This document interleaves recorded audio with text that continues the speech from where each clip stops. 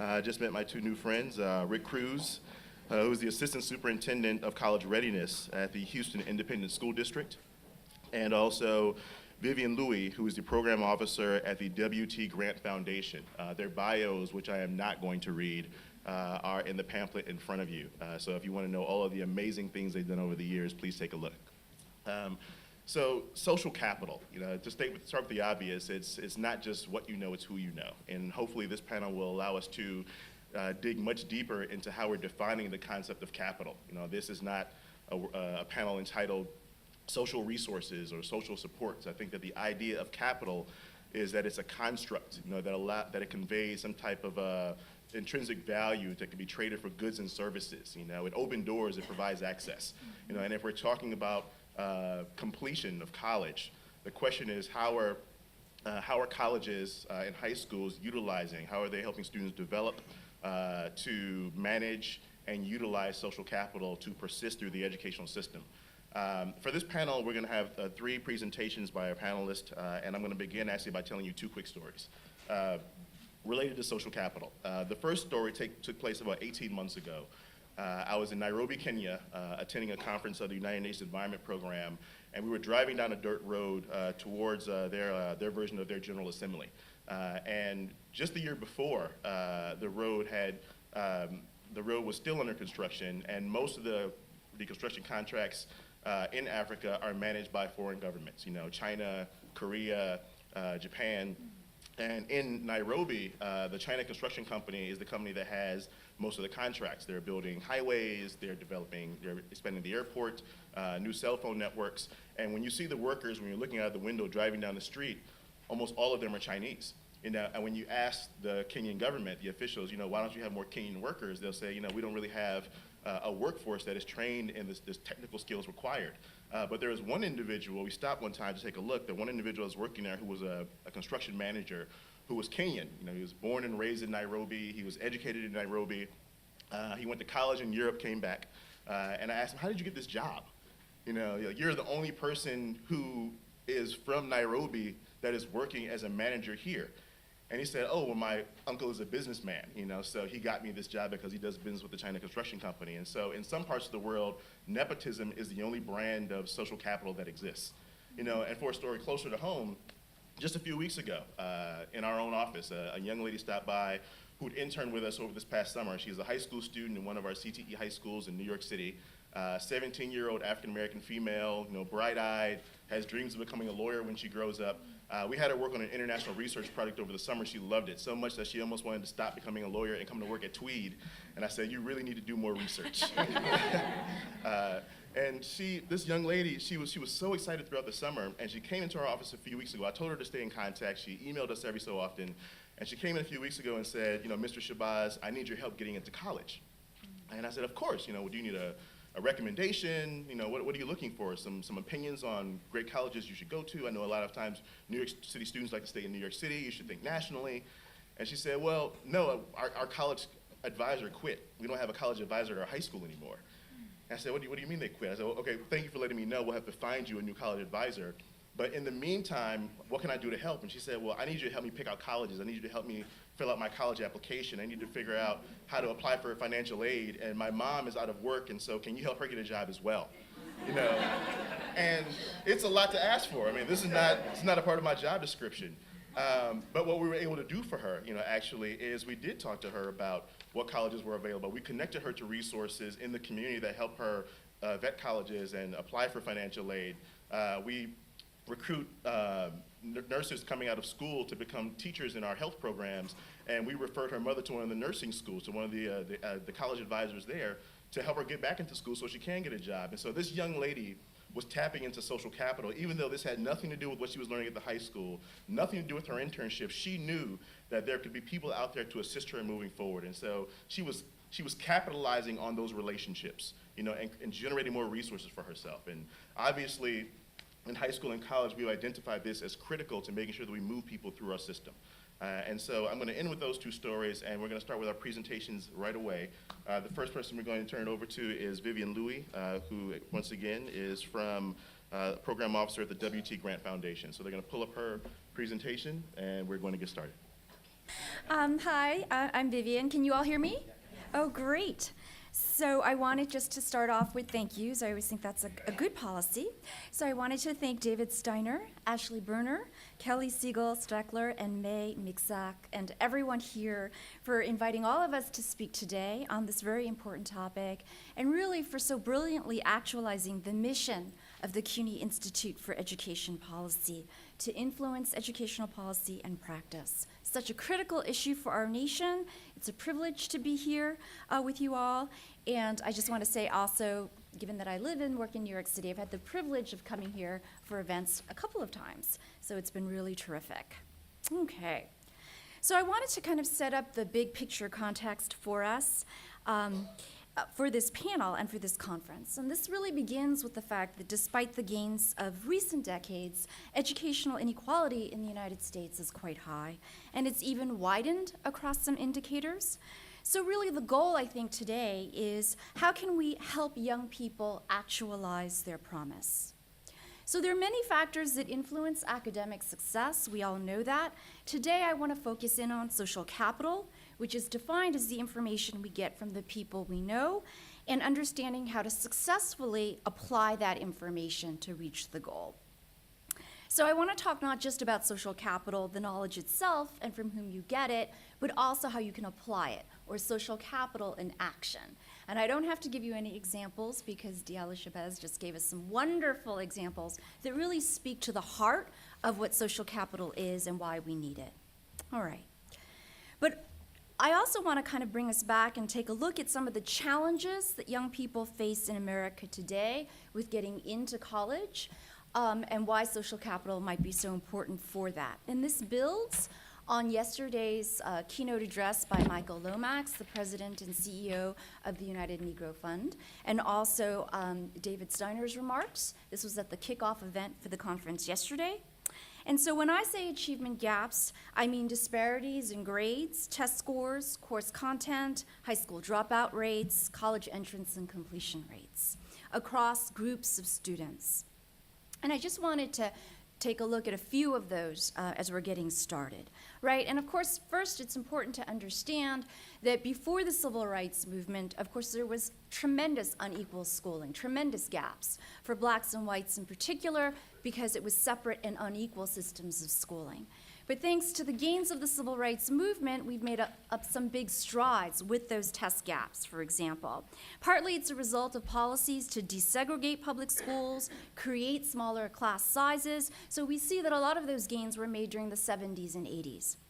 But we also see that even as overall test scores have improved for all groups, racial and ethnic gaps still persist.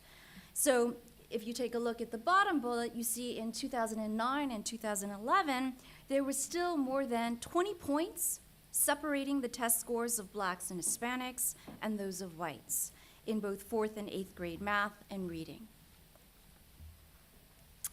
Income gaps have also grown. I'm sure I don't have to tell all of us in this room that, but it's my job. So there's been a widening income inequality in the United States in the last few decades. This has been accompanied by the increasing effect of income on children's test scores. So if you just take a look at the average difference in standardized test scores in reading and math between children whose family incomes are kind of at the top of the range, so about 160,000 in 2008, and you compare that to their peers from families who were kind of at the lower end of the income distribution, so about 17,500 in 2008. And here I'm drawing from the work of Sean Reardon. And what this means is that difference in test scores actually translates to about 3 to 6 years of learning in middle or high school. So if we put it another way, we can just basically say that children from less well-off families are getting less knowledge. Okay? So the achievement gap, in fact, between children from the wealthiest families and everyone else, what Sean Reardon calls the 90-10 income gap, is now twice the size of the black-white achievement gap. And then in the bottom bullet point, you can see, of course, that income has also become key in determining who reaches and completes college. More than half of young people from families in the highest income bracket have bachelor's degrees by the time they're 25, and only about less than 10% of folks from the bottom bracket. All right? So in addition to racial, ethnic, and income gaps, we also have gaps by immigrant origins. And that's because with the reopening of large-scale immigration post-1965, thanks to the Immigration Act of 1965, the children of immigrants have become a growing and substantial proportion of the youth population. About 40 million Americans today are foreign-born. That's about 13% of the population. The new immigration is disproportionately from Latin America, the Caribbean, and Asia. Now, we talk a lot about data, and unfortunately, we really don't collect a lot of data along immigrant origin status in the United States. So we really don't know how the children of immigrants are doing, broadly speaking, in school, but we know a few important things about the children of immigrants. One, as you can see here, 22% come from poor families. More than half come from low-income families. So again, this highlights the income challenge, okay? Language is another important challenge. 10% of K through 12 students have been identified as ELLs, so they're English language learners. They get additional linguistic supports. But if we're talking about achievement gaps, we have to understand that the scores, the test scores of ELLs are typically much lower than for non-English language learners.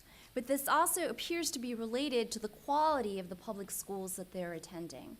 Because if you look at the 5 states that educate 70% of English language learners in the United States, we see that actually if they go to higher quality public schools, that they actually do better. And those test gaps are actually smaller. Okay. So given these gaps, how can we actually think about social capital being useful? Okay, so to answer that question, what I'm going to do is draw on the research that I've done in my former life with the children of immigrants. This is when I was a faculty member. So I'm going to draw from 2 books that I've written. The first is Compelled to Excel. This looks at the transition to college and identities among the children of Chinese immigrants attending Hunter and actually Columbia. And then I extended the line of inquiry in the second book, Keeping the Immigrant Bargain, which looked at how the children of Dominican immigrants and the children of Colombian immigrants actually made the transition to college, okay?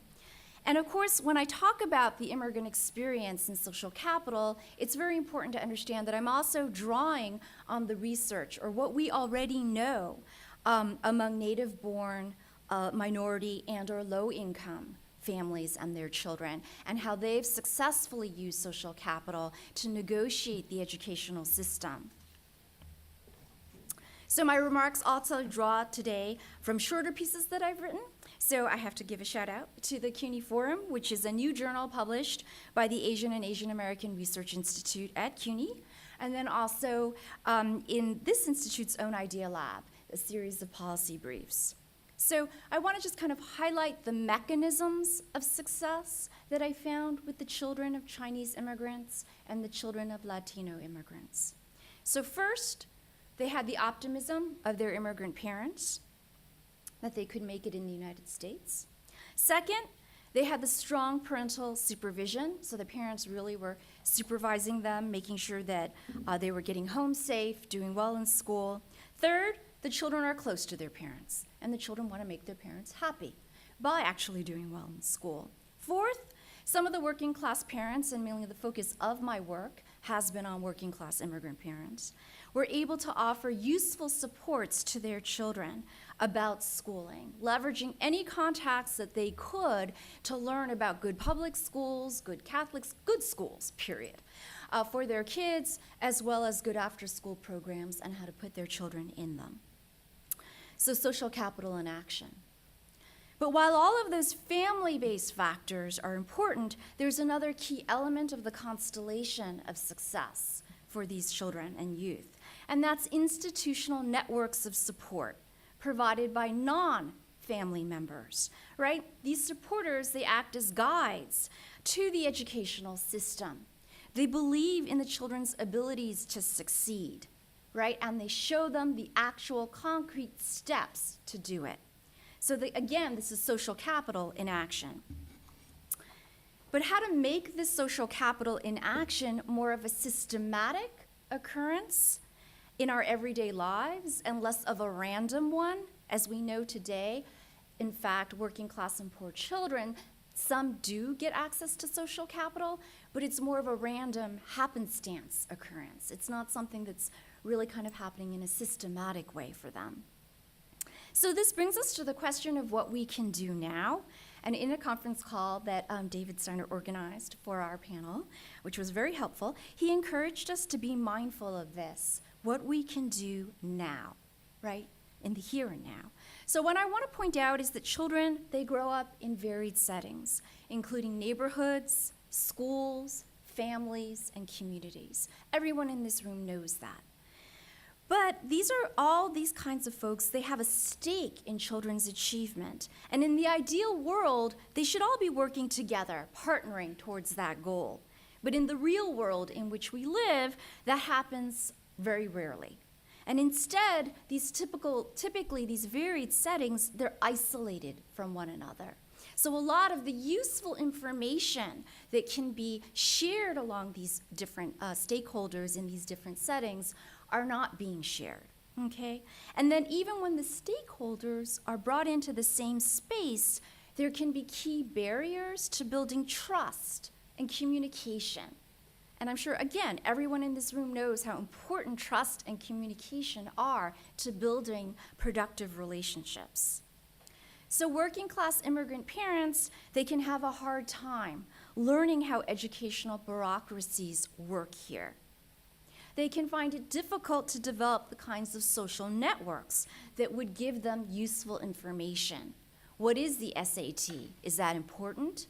Okay, got it. Should my child be in Algebra 2? Who is a good teacher in this school? And these are challenges that native-born, minority, low-income parents also face, and that's important to understand. But because immigrant parents are newcomers, they also have language barriers, cultural barriers. They didn't go to school in America. And I think all of this is important to kind of just put out there because there's an expectation in the United States that parents will know how to choose good public schools for their children, that they'll know how to access quality after-school programs, and steer them towards the milestones their children need to reach to get to college and to stay in college. But the question is, how are they going to get that knowledge? So again, in the spirit of what we can do now, I want to highlight community-based organizations serving immigrant families and how they can be included in these kinds of parental involvement efforts to reduce achievement gaps. These organizations, they have a rich history of engaging with families in urban low-income areas. They offer valuable information about many different areas for families, so civic participation, job training, health facilities, and whatnot. Education is one piece of it. Since they're fixtures in the community, it would make sense to have them be involved in these important dialogues. Community schools are one end of the spectrum, but they're only part of the story, right? There are many other things that folks can be doing with community-based organizations and those linkages. As just one quick example, a lot of CBOs have after-school programs for youth. It would be helpful if they have linkages to public school teachers, school staff, in terms of what children are learning in schools, and then what the children should be learning in the after-school program to hook up with that. Okay, good stuff. So I will get past this slide because I want to get to, well, maybe I want to. No, yeah. So I wanted to say that educational policy is not just about schools. So there's a bullet point that should be on there but isn't, which is university and PK through 12 partnerships. We talked a lot about that in yesterday's kickoff event. It's amazing to hear about the amazing work that folks at CUNY are doing. And I think that's definitely part of the key story that we need to be paying attention to. And then also, I am a funder. So if you're interested in doing research on in the United States on youth ages 5 to 25, having to do with policies, programs, and practices that work, contact me. And I thank you. Thank you, Vivian. Oh, thank you. And now we're going to welcome our next panelist. Presenter is Rick Cruz, the Assistant Superintendent of College Readiness for the Houston Independent School District. Good morning, everyone. It's a pleasure to be here. Thank you, Dr. Steiner, for the kind invitation to have me here. Very excited to chat with you today about some of the work and some of the obstacles that we face in Houston among our students as we prepare them for college access and college completion. I think a lot of parallels can be drawn between New York and Houston. We both serve very diverse student populations, and so with that, I'd actually like to start by giving you some data to contextualize the rest of the presentation. So we are a school district enrolling approximately 214,000 students. 80% of our kids qualify for free and reduced lunch. About 62% of our students are Hispanic, 25% African American, 8% white, and 5% other. In terms of college enrollment and graduation rates, we've pretty much been at around the same level throughout the past years. About 60% of our kids, of our graduates, enroll in a post-secondary institution within a year of graduating. About 28% of our graduates get a degree of some sort, 2 or 4 year, within 6 years upon graduation. And again, that doesn't take into account the kids that don't graduate from high school. So we know that there are a lot more kids that probably could be going to college that aren't. So what I'd like to show you, what blew my mind actually was that in Houston, we tend to talk a lot about college readiness, and we didn't have a definition for it. So everyone was throwing out college ready, our kids are college ready. And when I stepped into this role, I said, so what does it mean to be college ready? And people had a general sense, but there was no real way to articulate it. And so we went through an exercise of really defining our own district definition, short, concise, nothing revolutionary, but one that I think encompasses our beliefs around college readiness. And that is that kids will have the academic preparedness. We know that's very important. A panel earlier today talked quite a bit about that, and I'm going to be touching on that a bit. The skills, a lot of which can be acquired through social capital, through the interactions with others, and the mindsets. So it's not just that are you academically prepared, but are you aspiring to go to college? And do you have the skills to successfully navigate the college application process or reach out to a university admissions representative, et cetera, et cetera. And really we have, from that, we derived a variety of different efforts and initiatives to make sure that our kids are college ready. And I'm going to take the next couple of minutes just to give you a broad overview, because you'll be speaking at length about many of these. And then towards the end, I'm going to be talking more in depth about one in particular that we have to increase the number of our kids attending institutions that we know are going to support them through different means. So here is, again, big picture what we do. I'm not going to go through everything here. I'm just going to touch on some of the things that I think are most relevant. That first one, the college access, in Houston, we call our college advisors college access coordinators. Sometimes they have the counselor role, sometimes they have the dean role, sometimes they're nothing or a little bit of everything. This is, or they wear many hats. This is, I think, one of our biggest challenges. In fact, I just had a phone conference yesterday with a researcher, and we had a lengthy conversation around this. I'm sure that, or perhaps you don't face the issue as much as we do, but we have comprehensive high schools in our district that don't have college advisors or don't have counselors. We have some that, to be frank with you, might as well not have one because they aren't prepared, not willing to do the work. And I'm going to be very candid today. I have a love-hate relationship with counselors and college access coordinators. I think we need more of them. I think we need them to be better prepared for the work they're doing. But we face this challenge, I mean, especially given our demographics, where kids are just not getting access to the right information at the right time. And so a lot of the work that we're doing now revolves around training, supporting those counselors, advocating for them, bringing more on. Again, we still have a long ways to go, but we're hopefully moving in the right direction. The other thing is making sure that kids have opportunity to engage in college-level work and also participate in some of the steps necessary to go to college. So we, several years ago, we realized that a good number of our kids weren't even taking, in the South, in Texas, we take the SAT predominantly. A lot of our kids weren't taking the SAT. And so what we did is we partnered with the College Board, and we provide the SAT during the school day, and we pay for it for all of our students. And we actually pay for the PSAT for all of our 9th and 11th graders too. And that has opened up a lot of doors for our kids and also given us access to some incredibly useful data pertaining to college readiness, and also has implications for the work we're doing in IB and AP. But that was a step in the right direction, we feel, and has really opened doors for our kids. The other thing is AP, and when I say AP, I also extend it to IB and our early college, high schools, and dual credit. Similarly, our superintendent loves to tell the story that when he stepped into his role, he was going out to campuses and went to one school, and this young African-American lady came up to him and said, "Mister, do you think I'm stupid?" And he said, "Well, I don't know you well enough to formulate an opinion on that, but why do you ask?" And she said, "Well, I go to Yates High School here in the district. If I want to take an advanced course, I have to get on a bus and go halfway across town to take an AP or IB or dual credit course."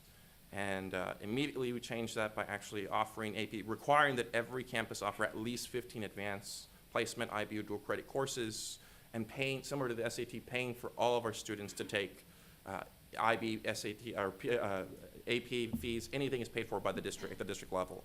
And as a result, we've seen significant improvement. We've seen about 150% increase in participation for African American students in the past few years, and a corresponding number of kids demonstrating that mastery at the 3 or higher level. We have other initiatives. I'm going to talk about emerge in a second. The financial access, again, because we're predominantly low income, a lot of our kids just don't have access to, they don't have that social capital. Their parents didn't go to college. They don't really know how to plug into to college. We have kids that are undocumented. We have a large student population of kids come from other countries. They're either DACA or undocumented. And how do we serve those kids? And the process is available for them. They just don't know how to navigate it. So we've done a lot of work around scholarship and financial aid, partnered with the city of Houston on a FAFSA completion project, engaged in a citywide campaign. As a result, we've seen some significant and exciting progress. Last year, our scholarship and financial aid offers increased by approximately $70 million compared to the year before for our graduating class. So we're excited, but we know that this is still a major challenge for us.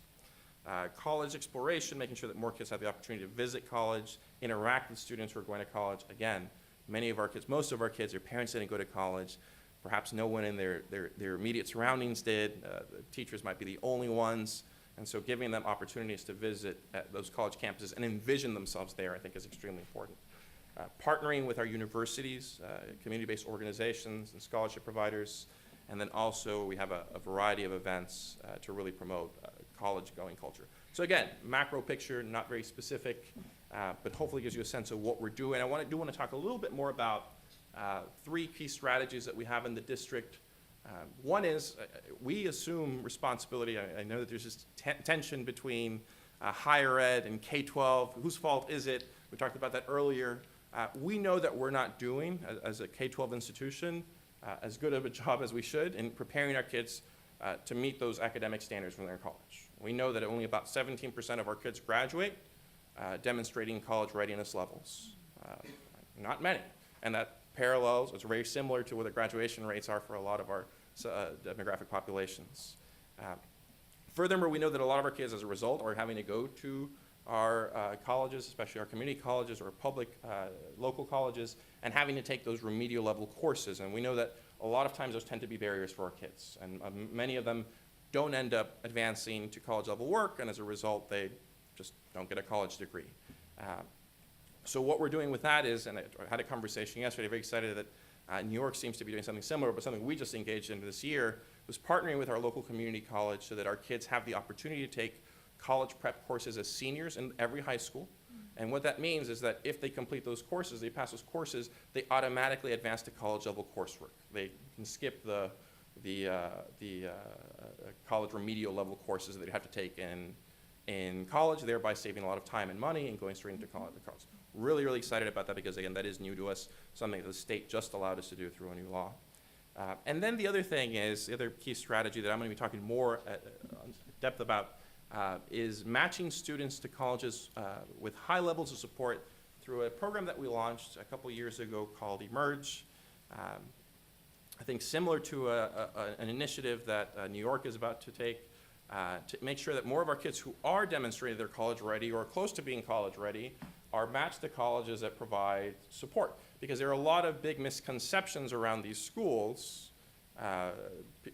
People who think that they're not accessible, or people who think that kids wouldn't do well. And unfortunately, those are myths that sometimes hurt our kids. So I want to talk quickly about why we why we target the colleges that we're targeting right now. In fact, I think it extends on the conversation that Dr. Coca had earlier today around varying levels of support that students receive across different schools. So this data right here, very similar to what she showed earlier today, are the graduation rates for the nation's, these are the 6-year graduation rates for the nation's highest performing students, independent or regardless of their socioeconomic background, classified by both their GPAs and SAT scores at different institutions. And you can see the graduation rates, so again, even when accounting for their academic ability, the graduation rates increase as the tier, with regard to the schools that they're attending, right? So, and this is very, very important because many of our kids have this misconception that if I go to a selective 4-year school, I'm not going to be able to make it there. It's going to be easier for me to go to a non-selective school instead. And the data actually shows that's not the case as a result of the additional resource and support and perhaps even the expectations that kids have at the colleges that are more selective. So we have higher expenditure at those colleges, more support services, strong financial aid. This is another huge thing I'm going to talk about in a second. You probably are all very aware of.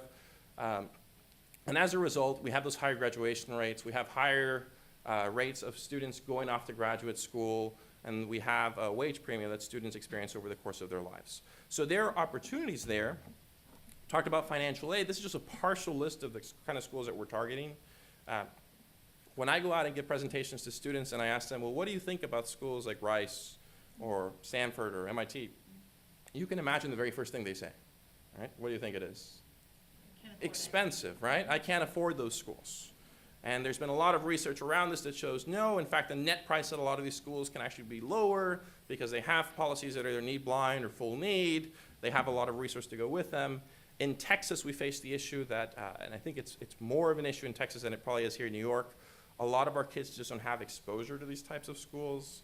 I mean, I heard it said earlier today that many kids don't like to leave New York. You can imagine Texas. People have this fascination with Texas. I don't get it. I'm not from there, but I hope that wasn't recorded. But it's true. I mean, so our kids don't really think outside of Texas. And in fact, they don't even think that much within Texas. So a lot of our kids are not going to our flagship Texas schools. Right? They're staying very locally, going to schools that offer, that have low graduation rates, schools that don't really support them, and as a result, they're not pursuing any of these. I went to our flagship high school, one of the highest ranked schools in Texas, and asked them, so which schools here do you recognize? And of course they recognize the big name schools, the ones you see in the movies. I've said, which ones don't you recognize? And there was not a single junior in that whole school who had heard of Amherst College before. I mean, that just gives you a sense of, mind you, Amherst has the highest graduation rate for low-income minority students in the country of any college, period, but they've never heard of it before. Right? And so there's this information gap that's precluding our kids from pursuing these opportunities. Probably seen this data. It's been highly publicized recently. Not many low-income kids at top colleges. In Texas, again, I think this was even a bigger issue. We've had schools, comprehensive schools, that have never sent a kid to a top college before. Never. Schools that graduate over 1,000 kids a year. And so we wanted to do something about that, and what we did is we designed a program that revolves around building that social capital. And what we do is essentially bring in very energetic recent graduates of top schools that mentor students and their families over the course of the 4 years in high school. They kind of serve as college access coordinators or counselors on steroids, and really guide them A to Z throughout the entire process, not only with the tangible, this is how you apply to these colleges, let's put your common application together, et cetera, but also building those soft skills, building that social capital so they feel they could belong there, that they go there, training all of our counselors in the district, training our teachers in the district, really dispelling some of those myths, helping build that capacity. A lot of summer enrichment opportunities. We've received support, both public and private. And so, in fact, we've brought about 300 kids up here to New York from Texas. And you can imagine how they felt when they came here and used public transportation for the first time and saw a whole other world. And they participated in programs. We have a partnership with Yale University, so the kids stayed at Yale, and they stayed at Tufts University and at Harvard and so forth. And so it's been really exciting to see that happen. The program is now expanding significantly. We have 500 kids that we work with directly About 73 have successfully completed the program. This year this year we have over 100 kids who will graduate, so we'll more than multiply that number in the next couple of years. 100% of those kids have been accepted to at least one top school. All of them are receiving a lot of financial support. In fact, you can see that they've received over $15 million in scholarship and financial aid offers.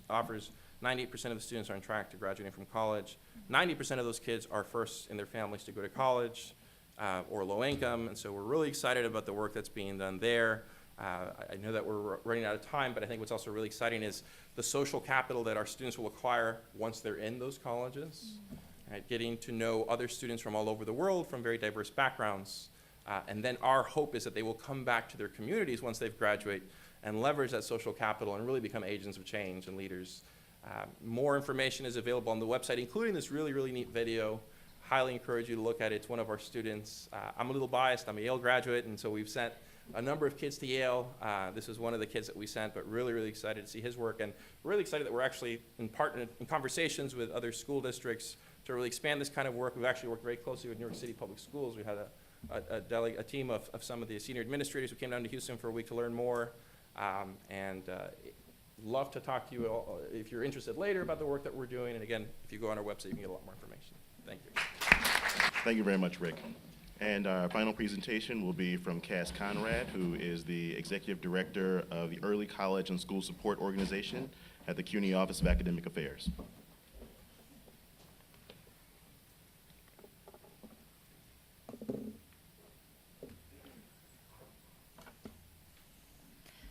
Good morning, everybody.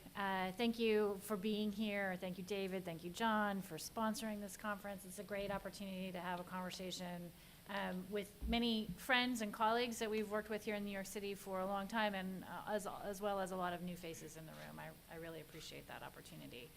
I also really want to say I'm excited about this position within the panel. I'm here today to talk about CUNY's network of 17 early college high schools. And often if we are invited to talk about early college schools or the early college model in a program such as this, we typically wind up on the first type of panel, the earlier panel where we're talking about academic rigor. And there is a lot to be said around the idea of developing early college schools and how they bring academic rigor to high school students in a different way. But I think it's really great to actually have the opportunity to talk about early college high schools in the context of social capital.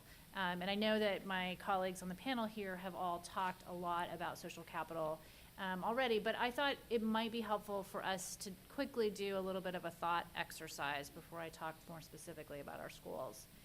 So imagine, if you will, 2 7th grade boys. One boy is on track to become a 3rd generation college goer, meaning his parents and his grandparents had gone to college. The other boy is on track, if he goes, to be a 1st generation college goer. What do we think the differences are in the social capital of those 2 boys? They're the same age. They could be in the same school system here in New York City. But we think that the things that they have in common are far smaller than the things that they have that are different, that differentiate them. They're probably equally likely, sort of thinking about social capital and social context, those 2 boys are probably equally likely to be fans of the local professional baseball team or basketball team. They're probably equally likely to either love or hate the school that they go to. They're probably equally likely to be able to navigate the subway system on their own, right? There's a lot of things that being a 7th grader means universally. But there are a lot of things that being in a family in which generations have gone to college gives you a very different set of expectations and advantages. So the boy who is on track to be a 3rd generation college goer, bear with me, I know that many of you realize this, but I think it's helpful to kind of enumerate it a little bit. He's more likely to have a family member who's currently in college, right? A cousin, an aunt or an uncle, somebody in the family, brother or sister who's already in college. So they are likely to have somebody very close to them who's in the college environment already. He's also more likely to go to a high school that has a well-trained and well-resourced college office, college access support.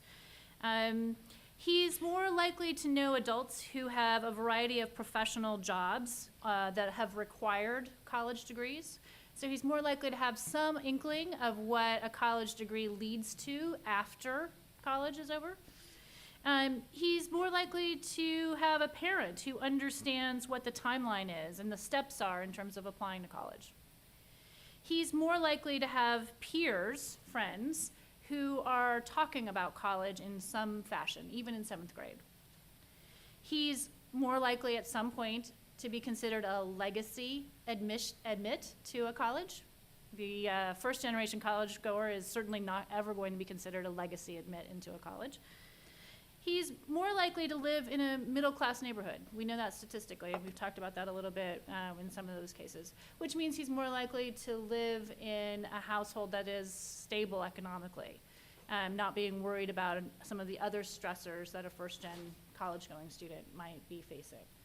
And so those are just a few of the things that we think about, that social capital, that idea of being within a community that is familiar with the college-going context brings to an individual student. And I think that Diala's stories and the stories that my colleagues have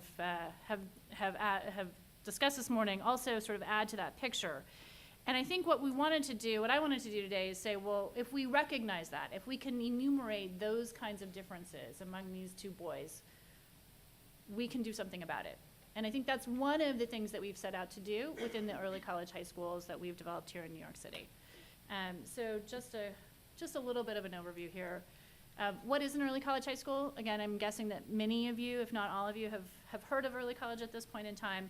In New York City, CUNY has been involved in developing 17 early college high schools in the city.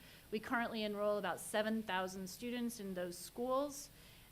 The schools were explicitly designed to support low-income, minority, first-generation college goers, English language learners, and students with IEPs.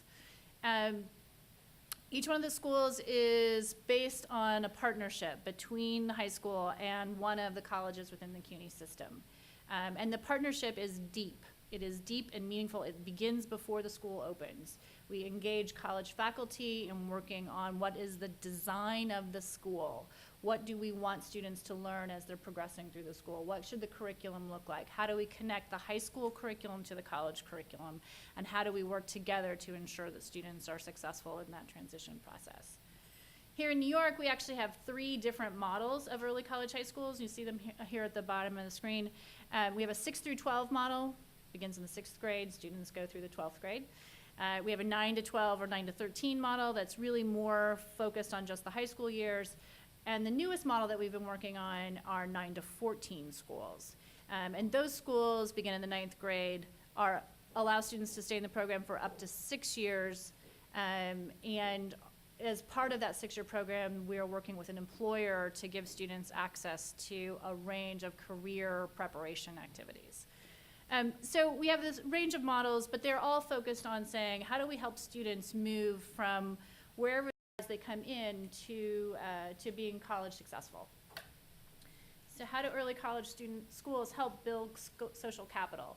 As I said, first, the schools themselves are designed to serve students who probably have lower social capital than other students. Over time, I've had the opportunity to talk to groups around the country. One of the questions I hear somewhat frequently is, why don't you screen? Why do you serve sort of a broad range of students? Is there an application process to get in? How do you make sure that the students are ready to do the college work?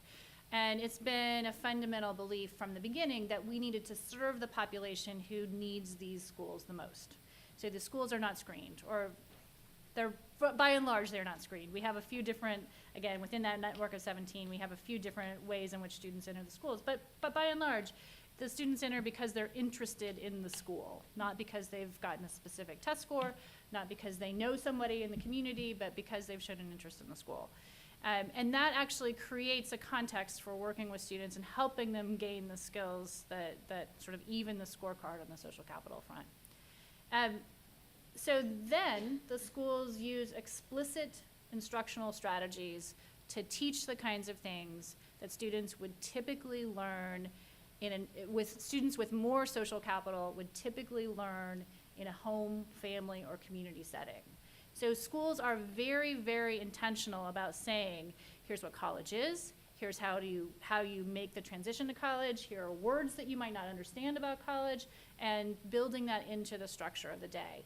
I wanted to give a couple of examples that are from the schools directly. So I mentioned that we have a group of schools that start in the 6th grade. One of those schools is called the Queen's School of Inquiry. At the end of the 7th grade year, the 7th graders from that school spend a full week on campus at Queens College. They don't go to school, they don't go to their school building at all during the day. They go get on the bus, go to school, and they are going from 8:30 in the morning till 4:30 in the afternoon at Queens College. And during that week, they are understanding what the college campus looks like. They are looking at, or they are working with college professors. They are introduced to the administrative structures of the college. The students have a very short catalog, but they have a catalog that they have to actually select courses from. So they have this brief introduction to what does college look and feel and taste. They love going to the college cafeteria for lunch. But what does college look like? And they're doing that as 7th grade students. And then they take that back to their, into their schooling for 8th, 9th, and et cetera. Another example, one of the schools that just opened this year, the Manhattan Early College Academy, is partnered with BMCC, and I think it was the 2nd day of school or the 3rd day of school this year. So 9th graders barely know how to get into the classroom in the building where they are. Instead of going to their classroom, they went to the college. And on their 3rd day of school, they received college IDs. So they all have, as 9th grade students, an ID that says I'm a BMCC student. They had an opportunity to hear from the president of BMCC and the provost of BMCC, both of whom welcomed the students in and said, you are now BMCC students, and we are excited to have you here. We can't wait to work with you over the next 6 years of this program. I can tell you that if you were to poll the 9th grade students in other high schools in the city and ask them, do you know what a provost is? Exactly. So again, that's building the knowledge and social capital that students typically don't have, and they get it through this firsthand experience way. What else do the schools that we've developed do to build social capital? They do work a lot on college coursework, and that goes to the comment I made earlier about academic rigor. But the college level coursework that's built into the school curriculum is structured in a very scaffolded, carefully sequenced way. So the students typically would start with one college course as part of their curriculum, typically in the 10th grade, sometimes it's earlier, sometimes it's later, in their high school setting, and with a lot of coaching and guidance about what it's gonna take to be successful in that college class.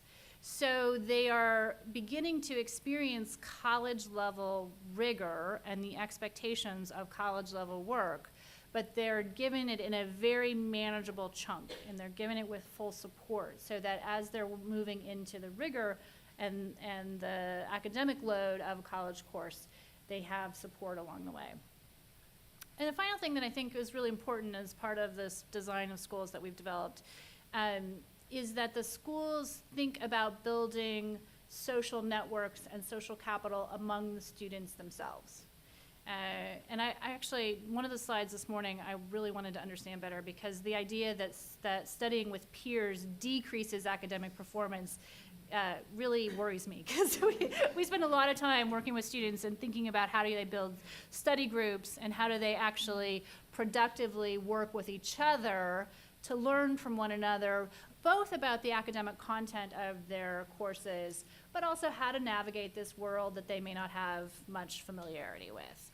So we intentionally think about creating social capital and creating social capital among the students themselves so that they see each other as resources as they work through the rigorous environment. So I'm gonna just quickly give you some data now. That's kind of the meat of what I want to say. Just to mention sort of who are the students that go to the early college schools, you can see here compared to the full New York City Department of Education population, we actually have slightly higher percentages of Black and Hispanic students in the early college schools than we do in the city overall. This shows to some extent the growth in participation in the early college schools over the last decade or last 6 or 7 years or so. The blue bar is the total enrollment in the high schools, the network of high schools at whatever point in time, and so you've seen that that's grown. But the red bar is how many college courses the early college students are taking in any given year, and you can see that that's growing at an even faster rate. Part of that's because the schools start with the earliest grade, 6th grade or 9th grade, and grow up. And it's only when the schools get to have the full capacity of up to 12th grade or 13th grade that we see the full course load taking place. One of the things that we're really careful to attend to is what percentage of students in the schools are taking college credit classes. Again, this is thinking about the entire school population, so this would include some of our middle school students and 9th grade students who wouldn't typically be expected to be in college credit courses. But we actually think that that blue bar needs to increase over time, that the really critical components of the program is to include more and more students in the college course taking as part of the program. And we're pretty careful to think about, well, not just on the whole population, but by race and ethnicity, what is the percentage of college course taking we're seeing. You can see here we're not satisfied with this result. We see the lowest percentage of students in our African American students who are not taking college classes. So we are really sort of going back to the schools and working concretely with them on a number of strategies to make sure that we're assessing all of the students and moving as many students as we can into the college work. But the thing that we're most excited about is what are the outcomes. We have now had, and this is a bit dated, we've now had over 5,000 graduates out of the early college high schools. They are graduating out of the schools at about a rate of 85%. That's more than 20 percentage points higher than the New York City high school graduation rate overall. And as they're graduating out of the early college schools, they're graduating with roughly 28 college credits on average. So we have students who are graduating with 60 college credits, and we have students who are graduating with none, but our average rate at this point in time is 28 college credits. And you can see that the success, and I know that number says 19, the numbers have increased in the last couple of years. But the success rate of the students who are taking those college classes is also phenomenally, relatively high. We're seeing 80% and higher success rates in the college classes as students are taking. So we know that or what we think we know at this point in time, that by intentionally building the structures into the schools, not just on the academic side, but also on the social support side, that we can create opportunities for students to be successful at much higher rates than they typically would be. So. Thank you very much, Cass. And thank you to all the panelists. So why don't we jump right into the conversation? One of the things that stood out for me was that none of you defined social capital as one thing. There were a lot of different types of descriptions you used for the practices and the programs. You talked about how social capital is something that provides opportunities, it provides resources and supports for students. Sometimes it's about showing students what's possible, having good role models. It's about developing kind of like this entire ecosystem, that allows social capital to thrive and develop for students. In order to have social capital, or enough social capital to make a difference so that we're closing the college completion gap, do you have to have an entire ecosystem of social capital available for students? If you have a high school or a college that's just starting out, strategies to build social capital, do they have to have all of those things in place, or are there any particular types of social capital that you've described, any strategies that you described that kind of rise to the top? Like, how would you prioritize what they should be looking at first as they were trying to develop strategies to increase social capital? Pick your favorites. I guess I would say that I think one of the things I was trying to say is that I think schools or programs, I know we have a lot of community-based organizations in the room, need to be very explicit about what they're attempting to accomplish. So I've seen programs be successful that don't create the entire ecosystem, but then there needs to be a very specific focus on what they are trying to accomplish. So I think social capital can be developed and supported in a number of ways, and I think it is, of course, even within this panel format, hard to separate social capital from some of the other levers that we're talking about today. But it it is important to name it and to develop very explicit strategies to address it. And I think that's one of the things that in the past, schools and organizations have not named this idea of social capital as being a really important differentiator among groups of students. Anyone else? So I think that's a great kind of summation of the themes that were raised so far. And I think speaking to your question about an ecosystem, I think it's important to understand as well that that's going to take time, right? So again, it's building on Cass's point. It has to be done in stages. And this is important to raise because people can easily feel overwhelmed, right, at many levels, in many settings about the task. So that's why I think it's important. There are community-based organizations that are already there. There's schools that are already there. So that seems, in a way, a nice kind of, or should be, an easy way in, right? That as one example. You know, and Vivian, to kind of continue with you, you know, you were talking specifically and very articulately about the mechanisms, you know, that are available for social capital. You know, we're talking about supervision and optimism, specifically in relation to your book, Keeping the Immigrant Bargain. You know, and I was thinking about the resilience that has to be there, the good parenting, the students are given kind of like a positive attitude based on the culture that they're in, that there are role models available for the students, that the parents themselves know how to use social capital to kind of explore the options available for educating their own children. And then Rick, you also, and Cass talked about how institutions help to put programs and practices in place that create social capital.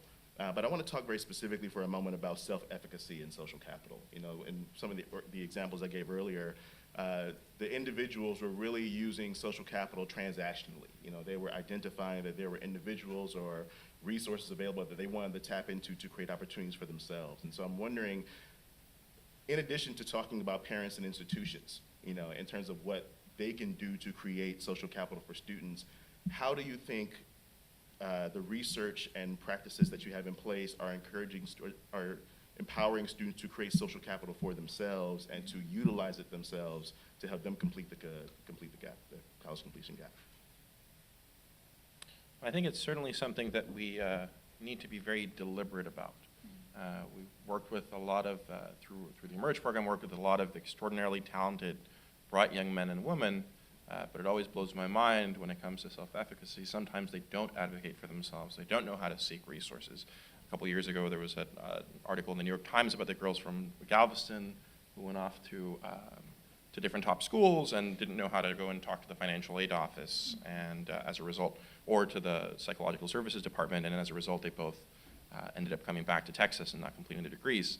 I think it's something we need to be very explicit with our students about. Sometimes we make assumptions, and we don't realize that they don't have that because no one's taught them how to do that, and they don't feel, and especially in our district, we have a school district, since we serve a predominantly Hispanic population, it's also cultural sometimes, where people don't feel empowered to go out and ask the people in authority for help or tell them I don't agree with this. And so it's really, really working directly with the students and telling them, yes, you need to go advocate for yourself, and these are the ways you can do so.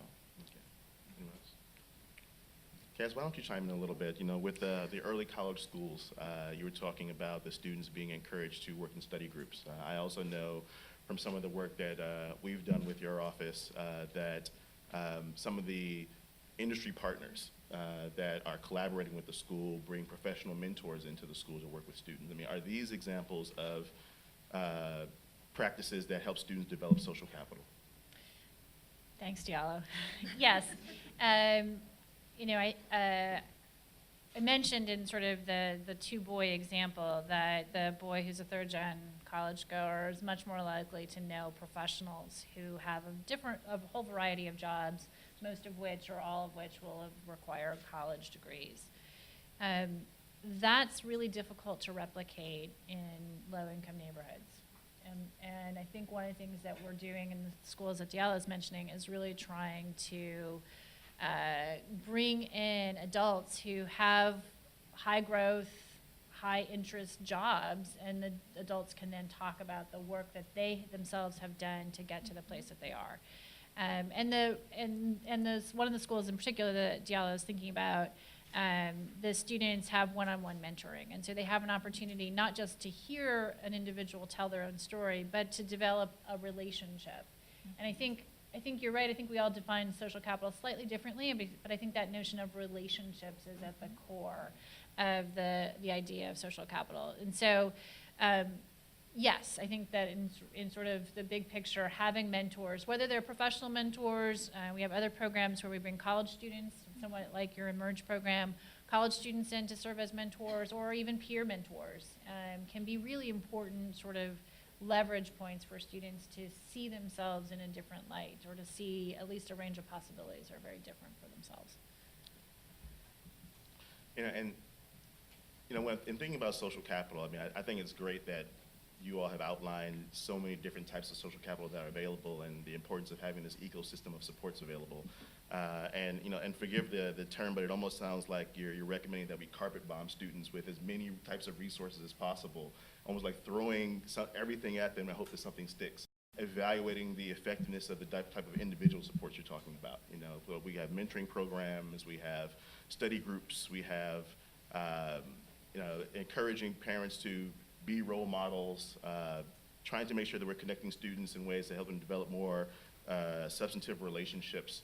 How are we evaluating the effectiveness of these individual efforts? Obviously, we're throwing all these things at the students and then saying that it's helping us to kind of like raise graduation rates and college acceptance rates and persistence rates, but how do we know what's working individually, kind of like amongst these strategies? What are some of the most effective ones? This gets back to my first question, but I really want to dive into how we're qualifying social capital in terms of the impact that it has on closing the completion gap.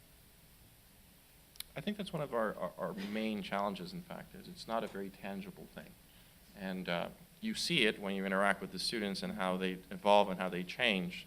We've had a lot of deliberate conversations around how is it that we can quantify the impact that bringing in mentors to work with the kids are having with kids, with the students that they're serving.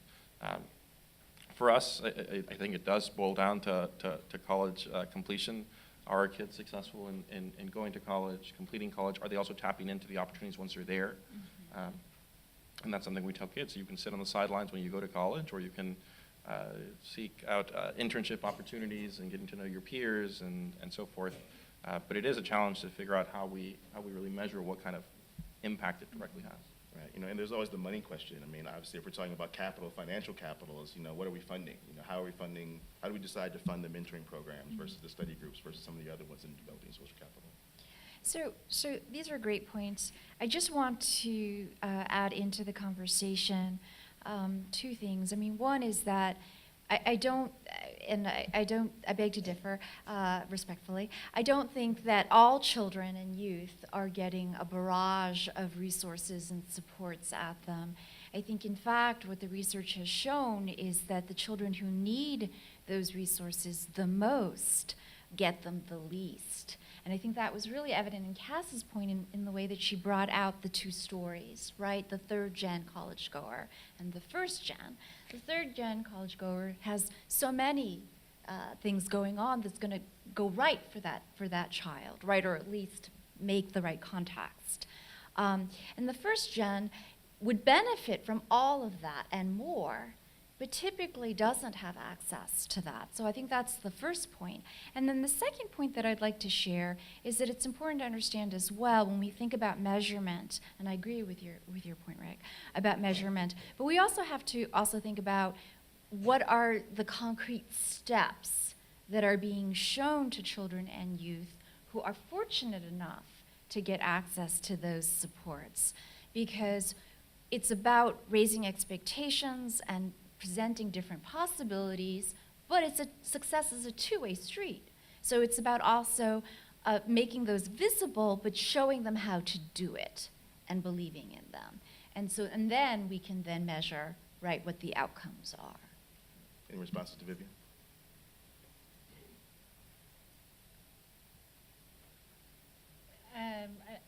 I guess I would agree. I think that the idea of social capital is about programs in schools and institutions that address concretely the issue of social capital.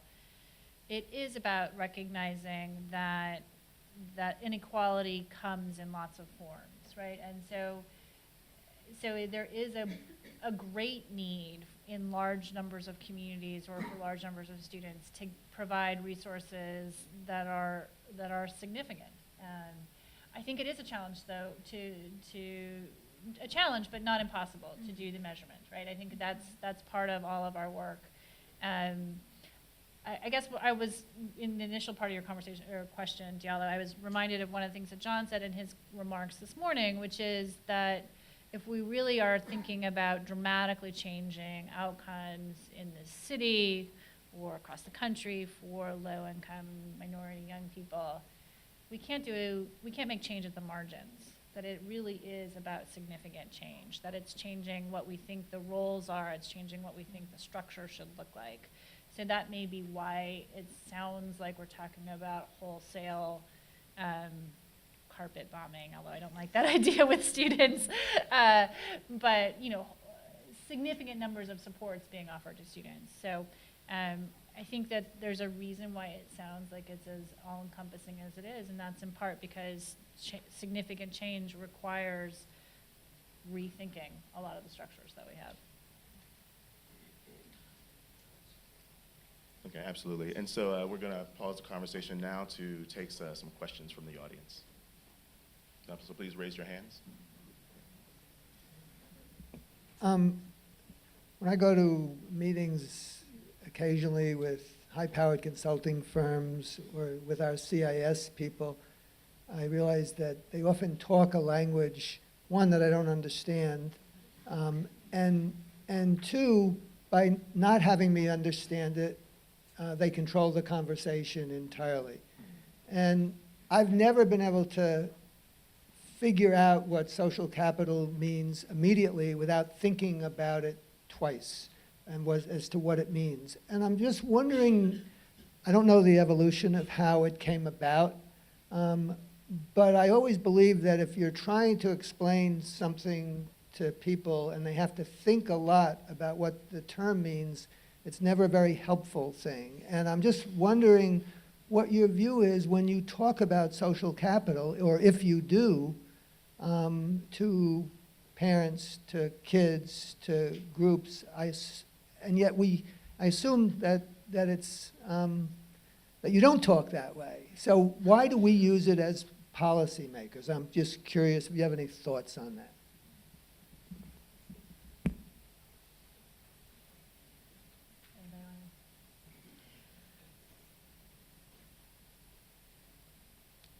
It's a great question. I don't know that we can say why this is a term. It's sort of a term of art that has come to be popular in the last decade or so. I think one of the ways it's been helpful is to be able to connect a whole series of support systems for students, which at different points in time may have seemed unconnected from one another. So if we are really trying to name and address a disparity in terms of what students have learned from others that they know, if we're trying to help sort of fill in the gaps there, it is important to be able to sort of say that even some things that may or may not sound like they go together are actually all supporting the same goal of helping students sort of gain this knowledge that they wouldn't have elsewise. So 2 things in response to your great question. I mean, one is, of course, I think when we are in the field with students and families and teachers and community leaders, we don't often use that term, social capital. But just because we don't use it specifically doesn't mean that we don't use what it actually means, right? What you know based on who you know, how useful it is, how you can apply what you know, the concrete examples that have been shared. So that's the first point. The second point is I think that in these larger conversations with policymakers, it has emerged as a useful term. And I think part of it is the genealogy of terms. So let me break that down. I mean, part of it is when you talk, I'm a sociologist by training. So if you didn't already figure that out. So we talk about financial capital, money and wealth. We talk about human capital, right? Your skills, your educational level, how that can help you in the kinds of jobs that you get, in your earnings. And so I think social capital has a nice ring to it in the sense of it's another capital, right? But it's based on social networks. So you can bring that into the larger conversation with policymakers in a way that resonates with them. I'm just going to add something to the conversation. My mixed equity research fellow here at the Institute, and I also have been studying social capital. And I think one of the problems with understanding the concept is that in the research community and people who are developing the theory behind social capital is that no one there has one definition of social capital. So today we've been talking about how we get resources from our social networks, and that's the main definition. But then there are people out there who believe that social capital is not just about who you know and what you get, but the nature of that relationship, so the trust and reciprocity and the expectations you get from that. And so I think there's another piece of reconciling those definitions in academia and then passing it on to the policy world, where we can actually move to action. That's a great point.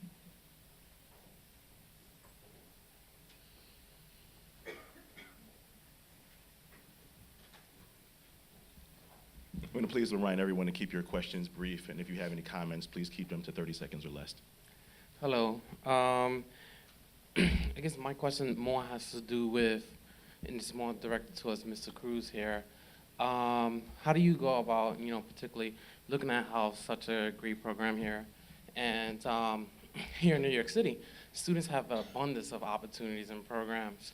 And I think one of the biggest issues is students choosing the first thing that comes their way, but then, when other things that are far more beneficial, they have a hard time sort of seeing, this is probably going to be more beneficial to me in the long run, so let me go with this. And so my question is, how do you go about motivating students and help instilling confidence in them to be able to take these opportunities and take advantage of them, and when they get to a college campus, they can, become that self-advocate and actually, immerse themselves into the campus itself? That's an excellent question. I think part of it is building the trust with the students.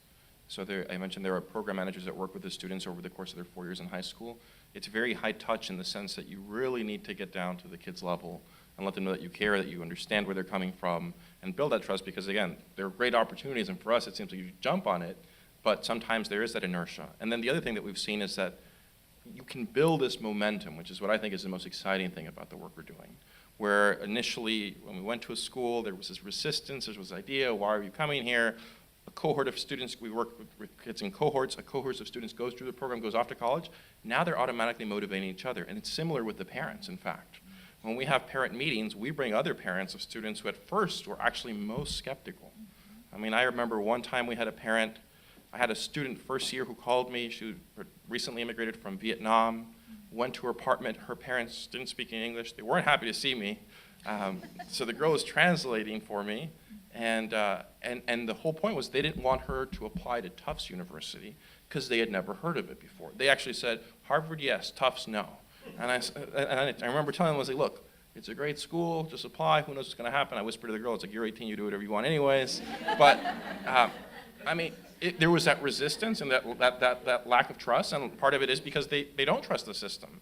And the girl now, she's at Tufts, and the parents always wear Tufts sweaters, and every time we bring parents, they're there talking in front, and it's really building that trust. And then when they see examples that have done it, it just kind of happens organically. Right up in front. Hi, so I'm thinking about the definition that Vivian put forth about social capital in terms of having the social capital, but also being able to apply it. And one of the challenges I feel that my young people have in applying their social networks or capital is that they have a number of other things on their mind. So picking up their kid brother after school, taking care of a parent, going to work, etc. So I was very fascinated by Rick's 3 circles, one of the slides with the 3 circles where you focus on the student, the university engagement, and then the family support structure. And you talked a little bit more about what that family support structure looks like and how you're bringing in parents. But I'd love to learn more about what Rick and Cass have in their programs that really support families, so that young people can really, look at their primary asset in social capital, which is their family, and how they can be a little bit more relieved about reaching out.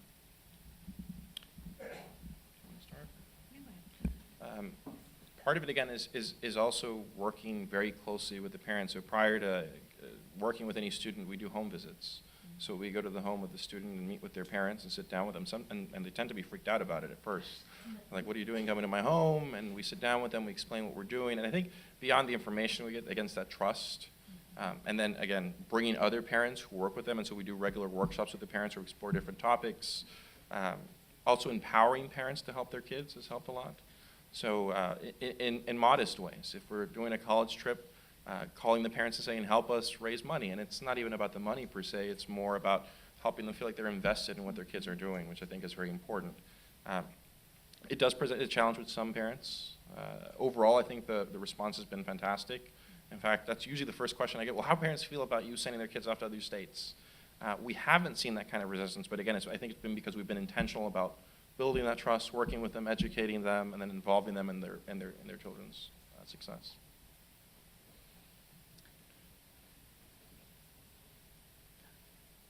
So in thinking of social capital and increasing it in high school and college, there's this first point in time where a student needs to start talking for themselves. They need to start pushing back against authority.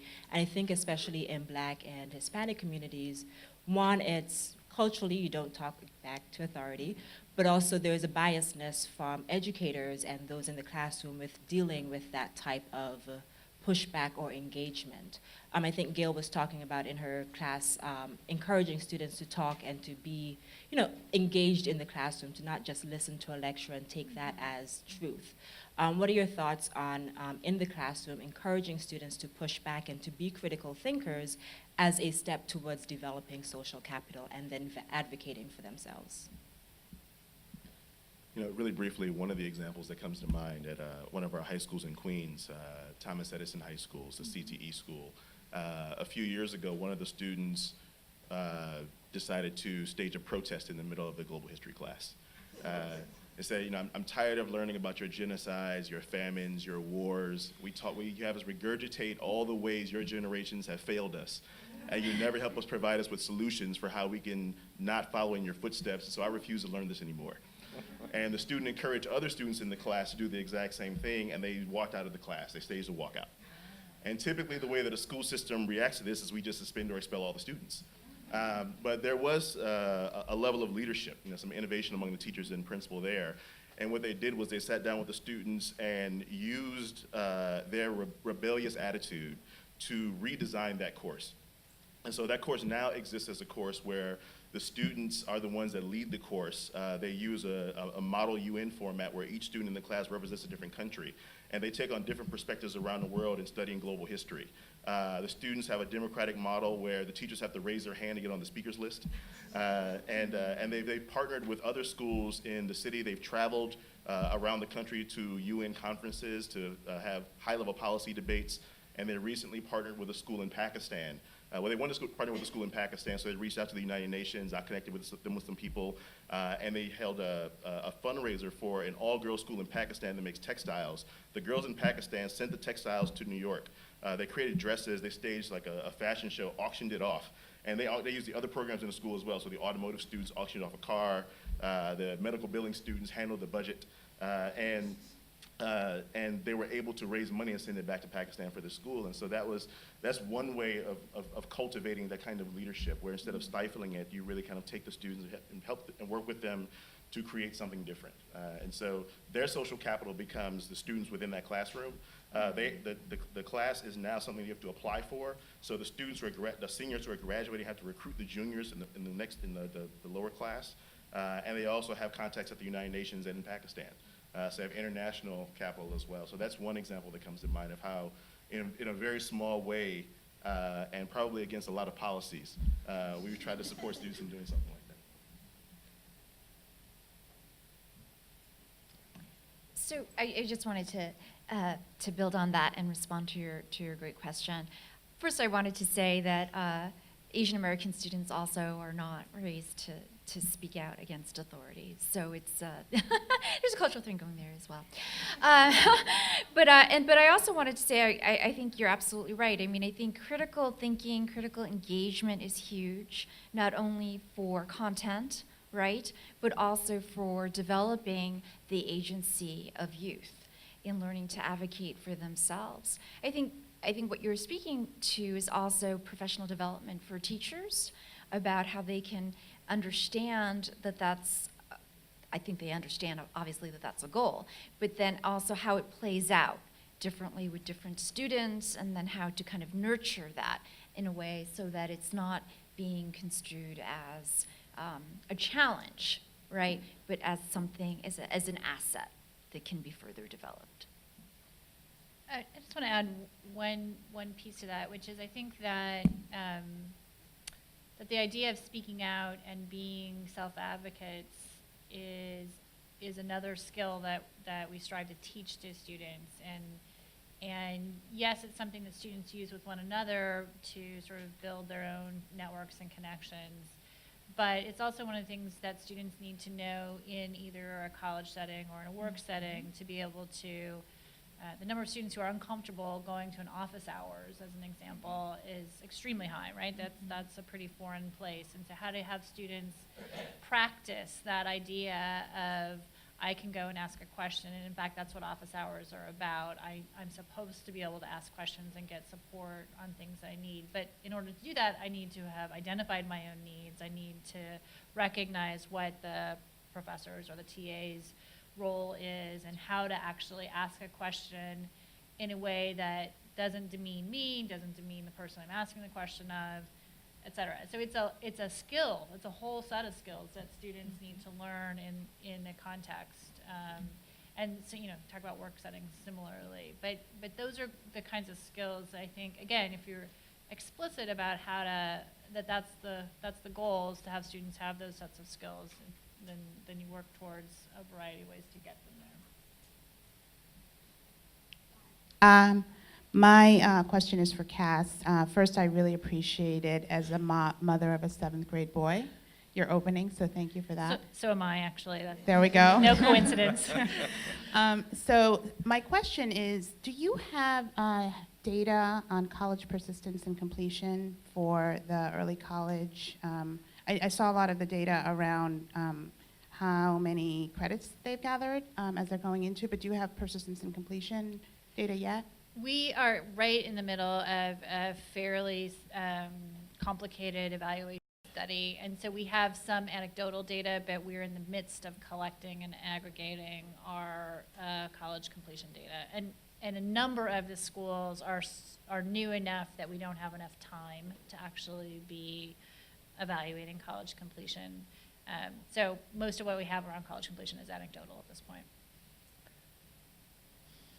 So in the spirit of pushing us into difficult issues to talk about, not that we've been avoiding them, you're all aware of the research on the challenges posed by having higher academic expectations on some minority populations, the actions of acting white, the accusations, for example, of acting white, the idea that I was confronted with in actually a number of places where parents from, in this case, was Hispanic groups who were dirt poor, absolutely dirt poor, would say to me, "Oh, Commissioner, it's okay.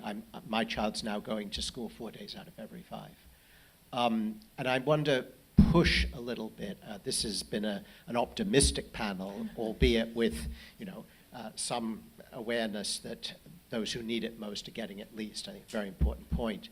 But as you work not with those who can get into Harvard, but with those who are in your schools and in yours, are you still seeing the effective negative power of those kinds of problems, both self-imposed and externally economically imposed?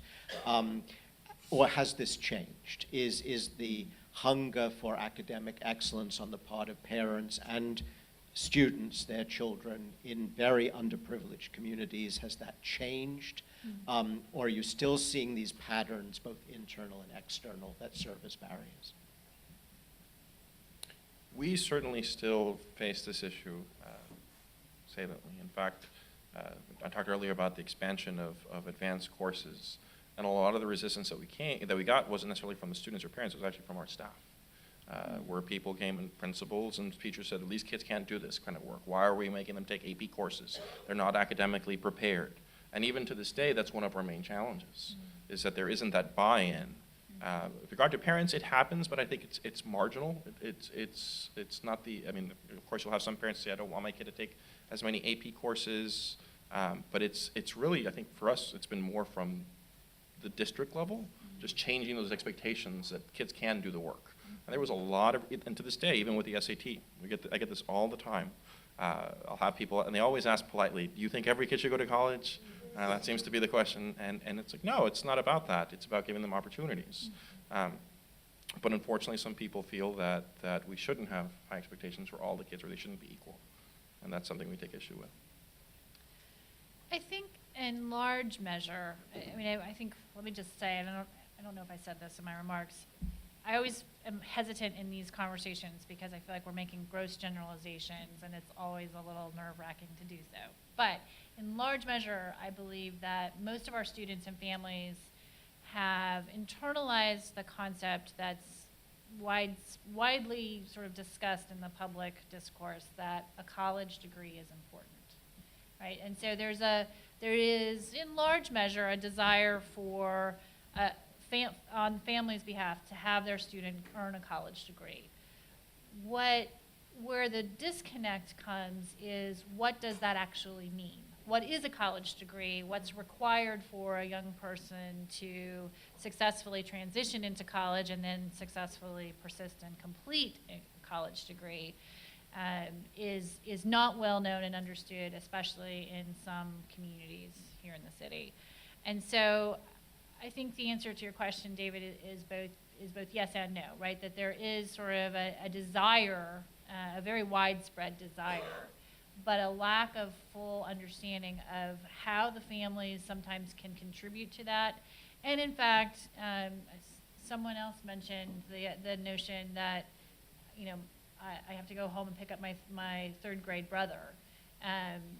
That which is an absolute real need.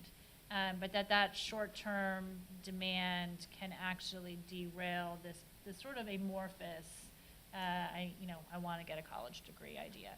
So it actually winds up in our most effective programs being the starting point for a much longer conversation and a much longer discussion about the realities of college and what's possible for young people and what they would need to do and commit to. Yeah, absolutely. I think that there's cultural and institutional. I think there have been huge cultural shifts in our country over the past, 30 years. We have more people of all races, who are going to college, who are working in corporate America, who own their own businesses, who are going to the quote-unquote middle class, and it's really about showing students what is possible. When President Obama was first elected during his first term, there was this conversation among researchers about the Obama effect, where students for the very first time believed that promise that their parents told them when they were kids, that even you can be the president. And I think that from a high expectation standpoint, that's had an impact on educational institutions and also on communities. I would also say that, from an external factor standpoint, we really have not, in this country, seriously dealt with the type of segregation that exists in our school system. And many of the reports that have come out recently have talked about how our school system has continued to resegregate, back to levels it was in 1968, right after the Civil Rights Acts. And even here in New York City, which was recently designated as one of the most racially segregated school systems, and we're not talking about a school that are all white or all black anymore. Even in very diverse schools, the type of segregation that exists institutionally in a segmented way within those educational environments, deny students access to whether it's gifted and talented or AP courses or the additional supports that we've been talking about here in terms of an ecology that students need access to. So all of those factors, I think, continue to impact our ability to kind of close that gap. So it's a great question. I just want to close with some data that was released by the Department of Education's Office of Civil Rights in the last year. And basically, it's on children attending the nation's 97,000 public schools in America. And what it shows is basically that if we're talking about public high schools, that the ones that educate the highest percentages of Black and Latino students, I think it was about nearly a quarter had no Algebra 2 classes, and fully a third didn't have any chemistry courses.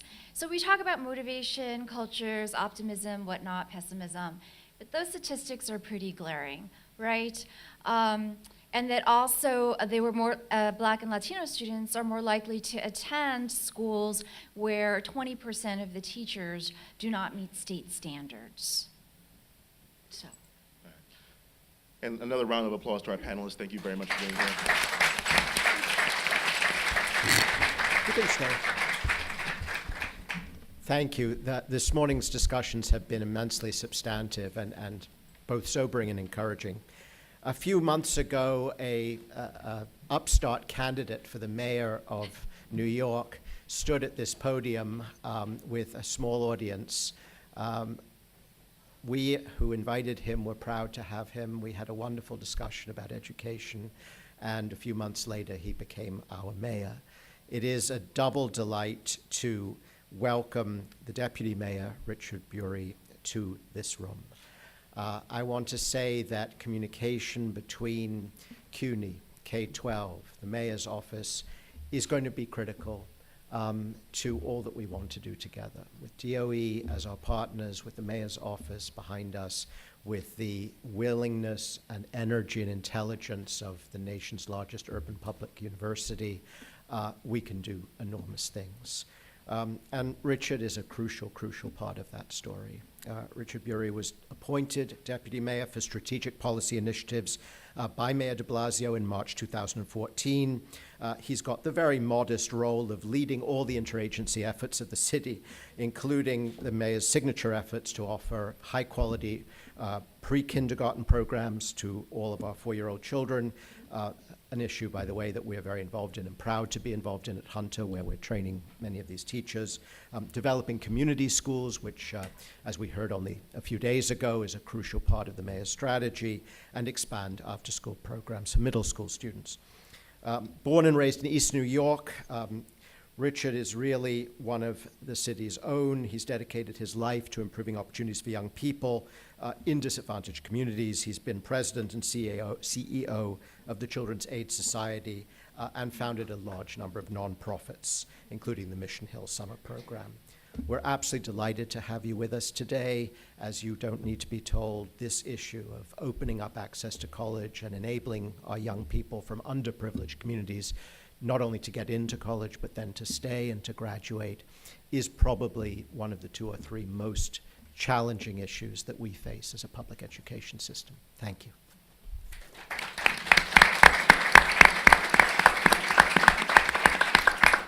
Hi, good afternoon. Sounds like I've caught the very tail end of that conversation. I'm kind of bummed that I can't spend the whole day here with you, because it's a lot more interesting than what I normally do running around with my days. But good to see you all. It's a really important conversation that you're having, so I want to thank David for your leadership in this state and in this city, and of course here at Hunter College, of which my mother is a proud alumnus. So it's always good to be here. We're here to speak about a very important question, obviously. How do we get our children into college, and how do we get them to thrive once they get there? We all know, I know I'm in a room full of experts, but I know that we all know that today college completion is more important than ever.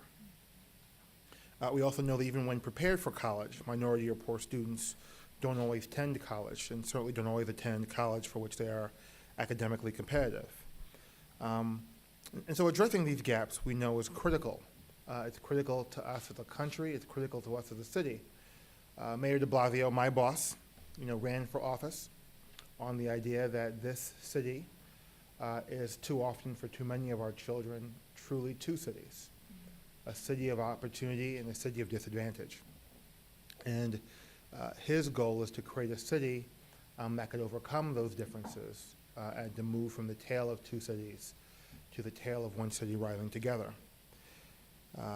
Income inequality is central to this disparity of opportunity. We know that today in America, income inequality, the gap between the have and have-nots, have been in an upward trajectory for the past half century. In 2014, the wealthiest 160,000 families in the U.S. owned as much wealth as the poorest 145 million families. And I had to have my staff person who found that, I had to make her go back and check that because I did not believe that could possibly be true. And yet income inequality, as important and as challenging as it is, you could argue that income inequality is not necessarily inconsistent with American ideals of opportunity. If you believe that those at the bottom of the economic ladder had a meaningful opportunity to escape the circumstances of their birth. Fundamentally, that is the idea of the American dream, right? That where you start life should not determine where you end up in life. But the sad, cruel truth is that unfortunately, social mobility in America is not increasing, it's decreasing. Intergenerational mobility in America lags that of other Western industrialized nations.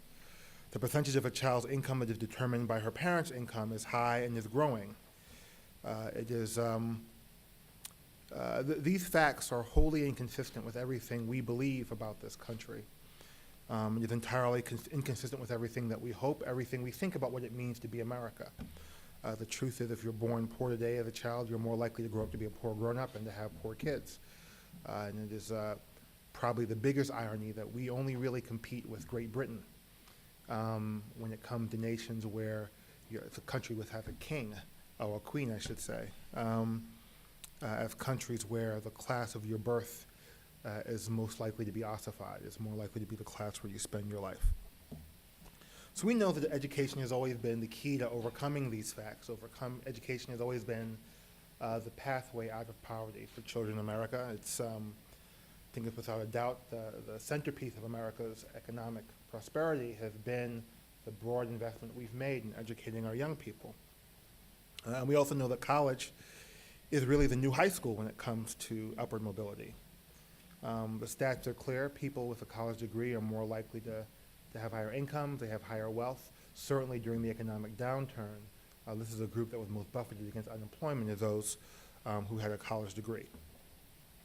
But we have a strange debate going on in this country about whether college is for everyone. As the dean mentioned a few moments ago, before I joined the administration, I was the president of the Children's Aid Society, which is a 160-plus-year-old social service organization here in the city and the country. We do everything from foster care to health care to early child education. And well, I was at the Children's Aid Society, having come from another nonprofit where I was very honored to work with Cass Conrad, who was on our board there. When it came to the organization, we were thinking about what contribution the Children's Aid Society could have to our city, and we decided that we were going to change our mission, or focus our mission, and make it our mission to get all children that we served on the pathway to college education. So we're going to organize all of our work to create a cradle-through-college pathway. We would do this by continuing to work as we always had in sort of different age groups in different ways, but to think about how that work all came together. And to focus our work on 4 domains: academic achievement, social and emotional health, physical and mental health, and family stability, and to have programs that would impact all 4 of those domains across a young person's lifespan, with the goal of getting as many children as possible into college and to graduate from college. But we had really big debates about this internally, as we do as a country, about whether this made sense. This is a good use of resources. Is it realistic? So we had lots of pushback from funders, from trustees, from other stakeholders about the idea of a college for all mission. But it always struck me, when you have these conversations, and I always ask these folks, well, what about your kids? Are your kids on that college-going path? And yeah, of course, my kids went to college quite fast. I got two boys, and I can tell you, I mean, they're going to college. I may have to drag them there. I may be in deep hock by the time we get them there. But but people, all of us, of course, we have our children on college pathways, and you really have to ask ourselves, like, why is this a controversial idea when it comes to black and brown kids? Why is this unrealistic? I don't mean, in the sense that, we knew that all of our children were not actually going to graduate from college, but why is the aspiration unrealistic? Like, why wouldn't that be the plan for your early childhood education program? Why wouldn't that be the plan for your elementary school program? At what point is it okay to sort of give up on the black and brown kid or the poor kid? When they're 12, when they're 14, like, at what point is this no longer a realistic goal? So the truth is, as we know, we are failing our adolescents. According to the New York City Department of Education, in 2011, the high school graduation rate was 66%. Of course, that rate masks, as I'm sure you've been discussing, and I'm sure you know, deep disparities when it comes to ethnicity, race, gender, socioeconomic status. 71% of girls graduate in 4 years. For boys, the rate is just 60%. Asians versus Latinos, whites versus blacks. Again, we don't have to go through the numbers here. And maybe the saddest part of it are the teens who do complete high school, only 31% are college ready, as understood by having Regents scores that allow them to enter this institution without need for remediation. So again, this obviously is not the city that any of us dream about. It's not our vision. Certainly, it's not the best we can do. We as a city have done tremendous things, and I firmly believe that we can do tremendous things here once we make it our priority. So I, as you heard, was raised here in New York City. I was raised in Brooklyn, East New York, Community School District 19. This is a community where I believe, last I checked, over 70% of children were born into poverty. Fewer than 10% graduated from college. A difficult community, but I was very lucky. My mom was a public school teacher, again, a graduate of the Hunter School. She got her master's degree here after emigrating from Panama, where she had her college degree. And I'm very lucky to have parents who understood the importance of education, and more importantly, were savvy enough to figure out how to get us into good schools that get us on this pathway. And I was very lucky enough to go to Stuyvesant High School. Back when African Americans went to Stuyvesant High School. My wife told me I shouldn't say that, but I couldn't. We're working on that too. And it's a very surreal experience. And before I went to Stuyvesant, I believe I tell this story all the time. I thought we were rich before I went to Stuyvesant, because growing up in East New York, we lived across the street from the projects, but I didn't live in the projects. We lived in the house. We were on vacation. I had two parents. But when I got to Stuyvesant, I realized that we were, in fact, not wealthy. It was a very rude awakening. And, when I rode the subway every day, I usually take the 3 and the 4 train from Pennsylvania Avenue, which was my stop, to Union Square. You ride the train back and forth every day, you really begin to see the difference between the way life is lived for kids at places like Stuyvesant and the way life is lived for most of the kids who I grew up with. And just the everything about life is just organized differently. Every research, if you went to Stuyvesant, you were going to college. It was expected you were going to college. You had every resource you needed to get to college. It was very hard to fall through those cracks. When I graduated from high school, there were 6 kids in my homeroom who went to Harvard. And I don't think there are 6 kids in East New York who went to Harvard when I graduated from high school. But there was this whole other city, these whole other set of kids who I grew up with, who, just as smart, just as passionate, just as talented, big dreams, big hearts, but they were not on the same path. And our real challenge as a city is to figure out how to get more teens the type of opportunities that I had going to a place like Stuyvesant, how to give them the foundation to succeed in the school, how to make that pathway real and meaningful, so that it doesn't become an exception, it doesn't become a unique story, but it becomes the norm for our children. So how do we move the needle? I will not pretend that I can inform this audience about how we do that, But I do want to talk a little bit about some of the things that we're doing as a system and some of the help that I think we need. One of the centerpieces of our system is a community school strategy.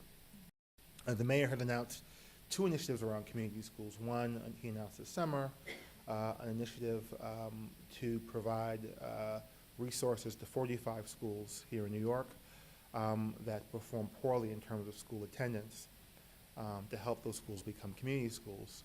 And the other that the mayor announced this past Monday to invest in 94 schools, 94 struggling schools in New York City to help convert those schools into community schools through a $150 million investment. These are the kind of schools that the system wrote off in the past, the kind of schools my mom made sure that my sisters and I did not attend, even though they were the schools that we were zoned for, schools like Thomas Jefferson, which was my local high school.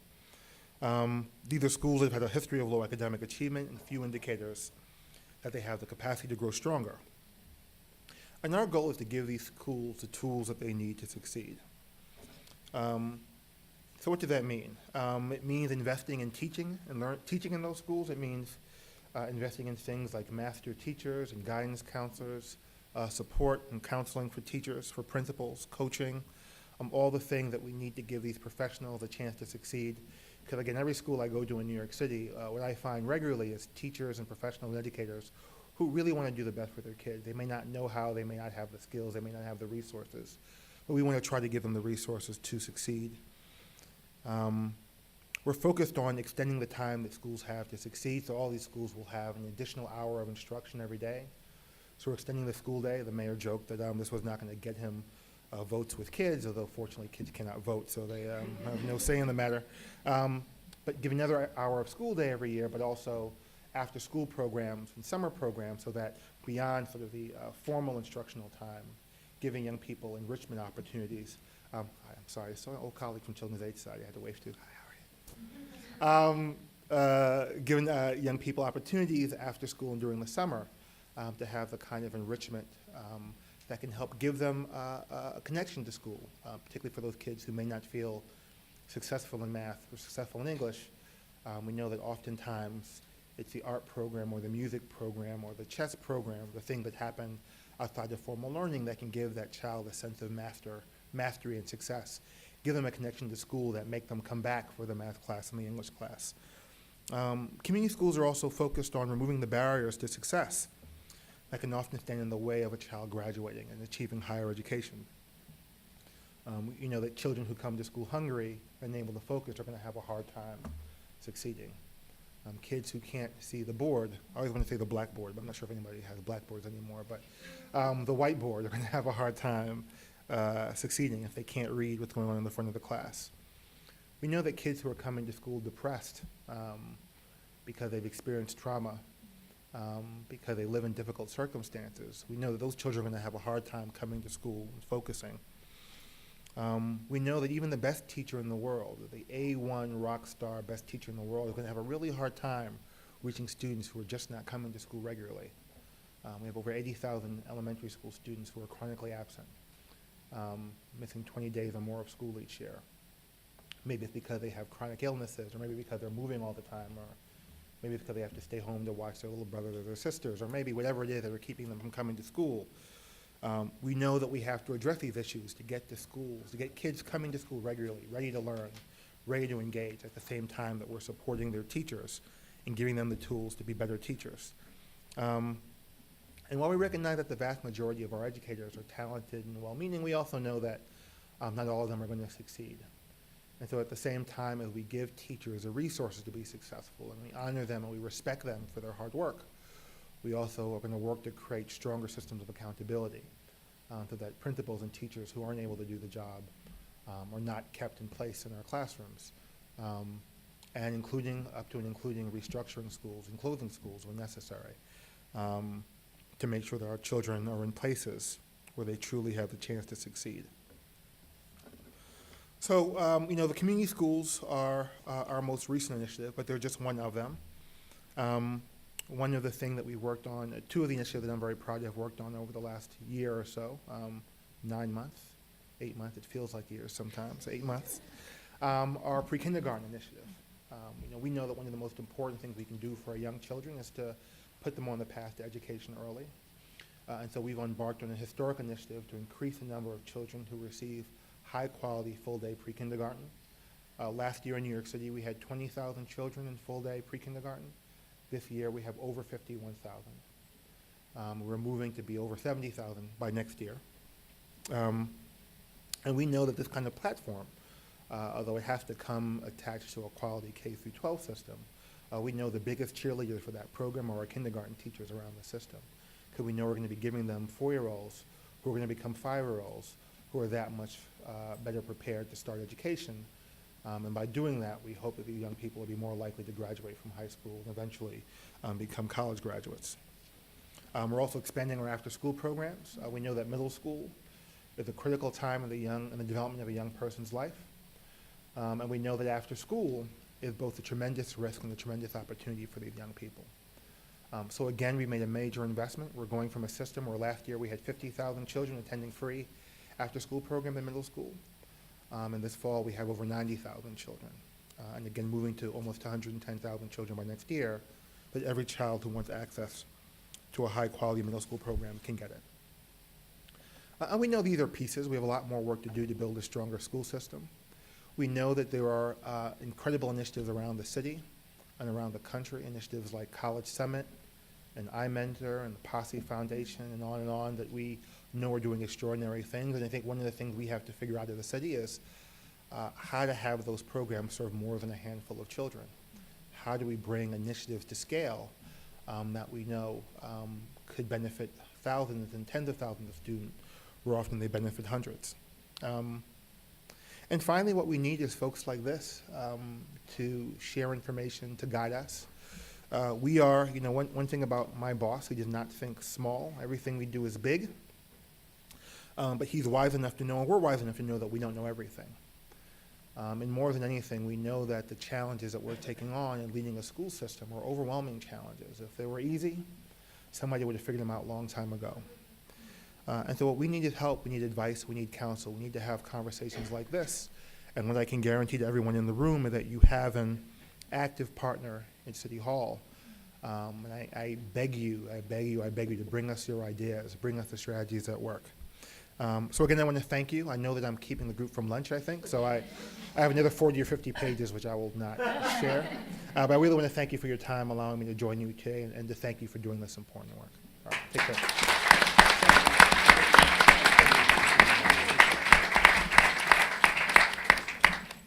Well, you've all earned lunch. It is upstairs. We will reconvene for our final panel at 1:30. I've been the victim of many, many conferences, but I can say to you with no hubris that the folks who were speaking this morning, without exception, are just a gift to our thinking about public education. Enjoy your lunch.